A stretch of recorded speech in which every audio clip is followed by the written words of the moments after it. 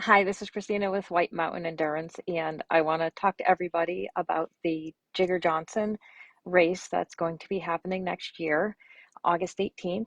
Yesterday, Ram and I were totally psyched to get the green light to move forward with the race and add the 100-mile distance.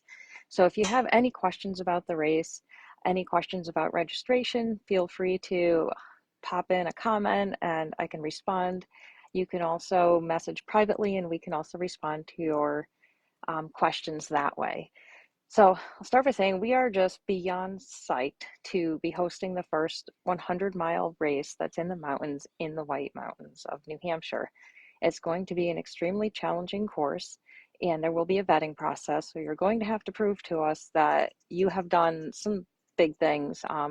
Especially people that live in New England, you should get out in the White Mountains and get a feel for what this course is going to feel like. We are going to have very limited spots for the 50-mile and the 100K option because we want to have enough openings for people doing the 100-mile event. So sorry guys, there's only 25 openings in the 50-miler and 25 openings in the 100K. Your race will start at the South Moat Trailhead, and next year you have to take the bus. We had too many people in the parking lot when the race started. There was too much congestion. Totally not cool with our permit. So if you want to do the race, you have to be there Friday night for bib pickup, no exceptions, and you have to take the bus from Waterville Valley on Saturday morning. Cool thing is, a lot of places to stay near Waterville. We also have an opportunity for you to get sites in the group camping at the Osceola Vista Campground again this year. So that is an option when you register. Feel free to bring family, friends. Waterville Valley Town Square is really cool. And we are currently working with Waterville Valley to explore some really cool options about partnering with them to get food for you guys and maybe some discounts on hotels. So as we get more information from them, we will share with you what is happening on that end. We plan to have a really cool finish line. So it will be the same 50-mile 100K course with a slight modification. Instead of sending you guys on the pavement for the entire 6 miles, we're taking that out of the course. You're going to have much less pavement. There'll be 2 small sections, but we will be taking you through the Bartlett Experimental Forest, which is mostly dirt roads, taking trails, and then getting you. You'll ultimately end up back on 302 for a very short while, but it's going to take a lot of that road piece out of the equation, which I think all of you guys will appreciate, because when we saw you guys coming off that road section, you looked beat up and there were just too many cars zipping around. So the more we can take that out of the equation, the better off your race will be.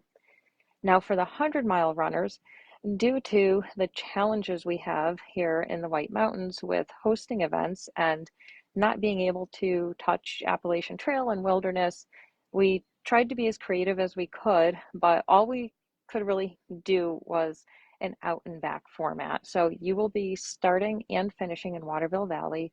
You will be following the course that the 50-mile runners will be following. Once again, the course is going to be unmarked. This is something that, with the map, the GPSs, and all the technology we have these days with Gaia, you should be able to figure out how to follow the course. And you should be skilled in navigating on the trails, especially at night. Few reasons we don't mark the course. 1, we've had issues with tampering in the past. 2, marking 100 miles a course is kind of a process, and if we forget a flag, then it's really challenging. 3, it disrupts the visual piece of the trail for the hikers. So we're trying to get away from marking courses at our events so that the other trail users don't have to look at ribbons everywhere. We want to have the least amount of impact that we can on these trails in the White Mountains because it is crowded and it is very limited. And that brings me, I guess, back to how many people are going to be allowed to run in the 100-mile event. Only 100. We really don't want to have a lot of people on the trail because we, once again, want to have the least amount of impact as possible. So total of 150 runners between the 2 races, and that means 100 runners in the 100-mile, 25 in the 50-mile, and 25 in the 100K. Next thing with buckles, You guys are going to get buckles. We're working with a company that makes some pretty buckles. I think we're going to do our best to make sure they look wicked cool and very nice. So finishers will get a really nice buckle if they do the 100-mile race. And we definitely want to step up our game with the finisher awards for you 50-mile and 100K runners. So last year the event was the inaugural event, super small event, did not have a budget to work with. So it was, there are a lot of unknowns. So we're going to do like way better next year. So you guys will get cool finisher awards as well. Cutoffs.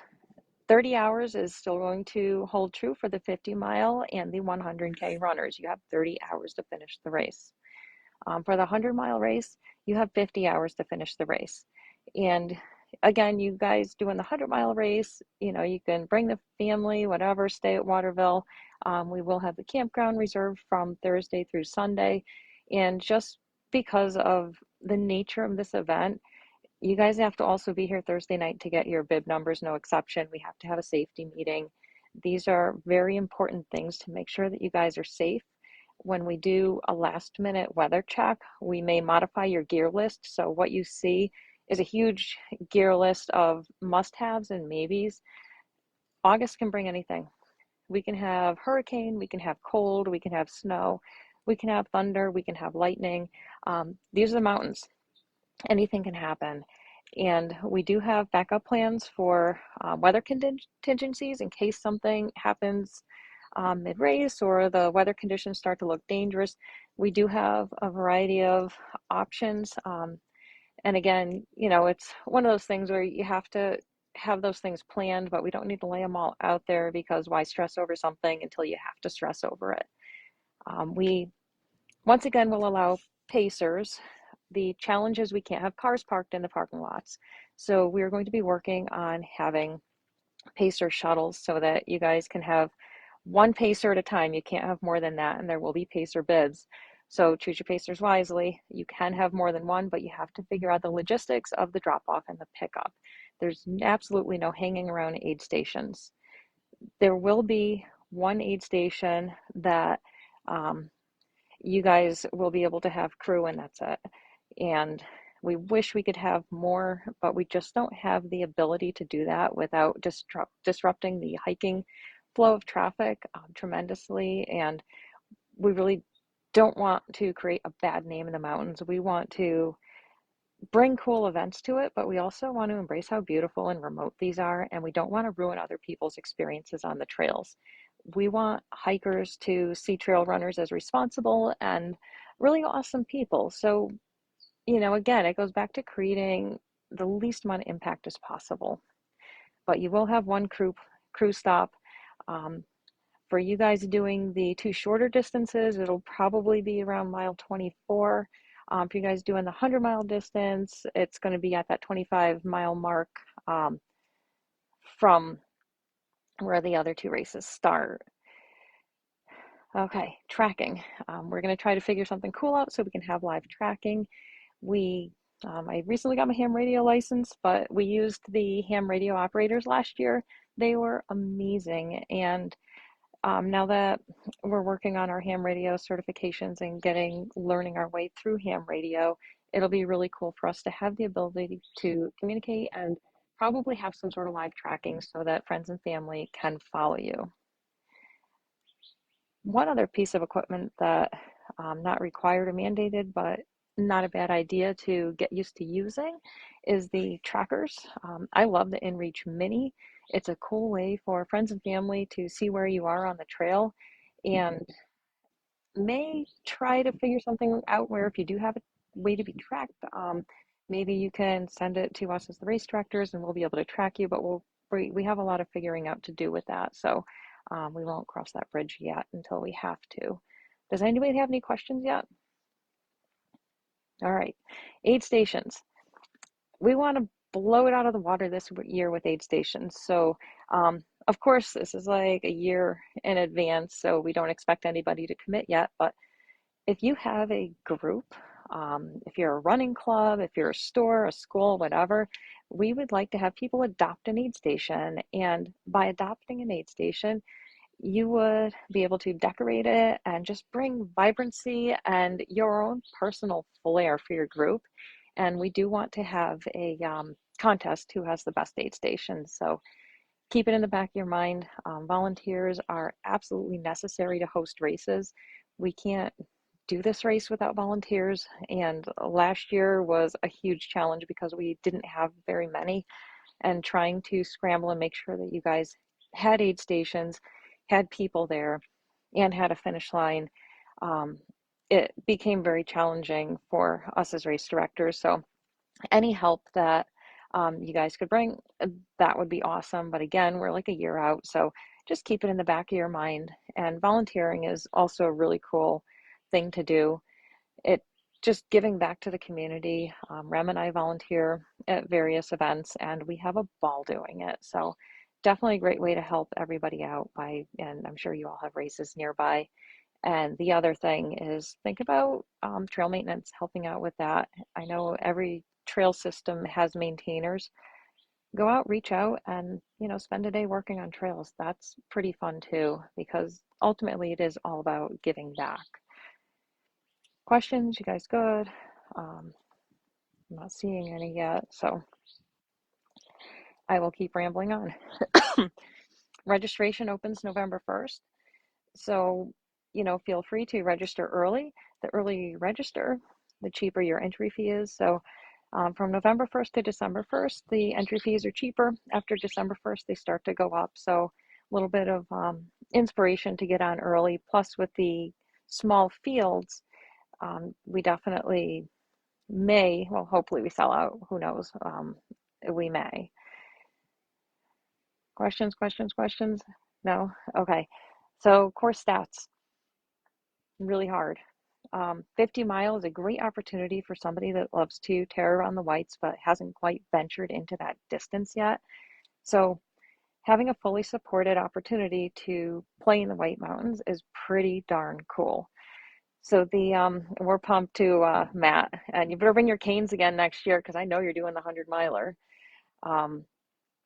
So 50 mile has about 17,000 feet of climbing, has a little bit over 50 miles. White Mountain Endurance, our distances are approximate. They're not exact. So you may get something different on your watch. It's just we're giving you an experience, so don't worry about it. But it is somewhere around 50 miles for that with about 17,000 feet of climbing. The 100K runners will add Mount Kerrigan as an out and back to their day, and they're going to have about 21,000 feet of climbing. So um, one extra 4,000 footer for you guys. The 100-milers will not be doing Kerrigan. Your course will be approximately 104 miles long and have about 32,000 feet of climbing. So the stats are pretty high, but what makes this course really challenging is anyone that's played in the White Mountains, it's just a pile of rocks. So when you get to the dirt road section, when you get to some of the easier running sections around Sawyer Pond, take advantage of it because that is an incredible opportunity to kind of regroup, reframe your mindset, and get through this race. We will have cutoffs up on the website. We have some thinking to do. We're trying to be very fair with our cutoffs and realistic. So give us some time to get that up on the website. But, with 50 hours for the 100-miler and 30 hours for the 50-mile and 100K, you guys do have a lot of time if you just keep moving forward. You're going to need some mental stamina and fortitude for this. Questions? All right, I will keep yapping. Where was I just going with this? Oh, the DNF stickers. They were a hit. Not that anybody doesn't want to finish a race, and we actually had a much lower DNF rate than we planned on this year. So kudos to you guys, and kudos to everybody who graciously accepted the stickers. The stickers were a huge hit. We're going to bring them back. They're funny and definitely bring a little bit of humor to having to stop. And in a race like this, there is absolutely no shame in not making a cutoff or not finishing because it is brutal. And that brings me to my coaching plug. I've been having an absolute ball coaching runners. And as I grow my runner base, I'm learning a lot and completely enjoying working with people of so many different backgrounds. Um, I've got young guns in their 20s, I've got first time runners, I've got women that are over 60 years old. I've got a variety of clients, and they're really fun to work with. And um, I don't know if Marilyn's still watching, but she's made me very proud. Um, George, no, it's not flagged. It is not hard if you know how to use technology, Gaia, your watch, or follow a map, and you guys will all have maps. So um, you will be able, you actually, it's mandatory that you have a route uploaded into an electronic device. So that is going to be part of the mandatory gear. Back to picking on Marilyn. Um, she worked very hard and had a ball training for the 50-mile race, and she absolutely crushed it. And I've got a lot of experience myself with playing around in the White Mountains. I've done 100 miles in the White Mountains. I know what it takes. I know ex- nice Marilyn, and Marilyn won, by the way. So I want to help you guys get to the finish line. I only have a handful of spots left for the coaching, and if you want to start getting ready for this race and you want to make it to the starting line and you want to get there and cross that finish line, I would love to help you do that because I know how to help you do that. I know how to help you pair emotionally, physically.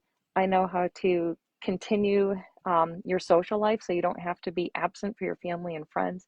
I'll help you find balance, and there is life coaching involved in all of the coaching that I do. So I truly care about my runners. As I get to know everybody, I love everybody in such different ways. And if you're looking for some help with coaching, I would be absolutely honored and stoked to help you get through this race. Um, I'm my coaching is it's fun, it's playful, it's very gentle, and we go at your pace, and we have plenty of time to get you there. So that's the coaching plug. And lastly, if it's something that is kind of like a bucket list thing, to do a big event in the White Mountains, this is your opportunity to do it. It's a fully supported day with other like-minded people on the trail, fully stocked aid stations, a celebration at the end, and for you 100-mile runners, getting that damn buckle at the end of the race, I cannot wait to hand you your buckle at the end of the race. I'm probably going to just be like sobbing the whole time. And, for everybody doing the baby races, they're not really baby races, they're wicked hard. We're gonna have cool finisher awards for you too, and I'm totally psyched to like give that to you and ultimately provide an experience for every single runner that is fun, that is challenging, that is happy. The people on the course this year worked together, the camaraderie, the community. It was one of the coolest events that we've ever hosted because people worked together to finish this darn thing. So if you don't have any questions, I'm looking around. No other questions. I'm going to end it by saying thank you for listening. I hope you have a fabulous day. I hope a bunch of you show up on race day. It's going to be awesome, and it's the first 100-miler in the White Mountains. So thanks for being a huge part of the event last year. It's because you guys were such incredible ambassadors of the sport that we were given permission to host this race again. So it wasn't just Rem and I that made this race happen. It was the entire community, every single runner, every single volunteer, everybody involved in the race did such a good job of leaving no trace, being polite to other trail users, being kind to one another, and following the rules. So, because of that, thank you for allowing us to host these amazing events in the mountains. I hope you have a fabulous afternoon.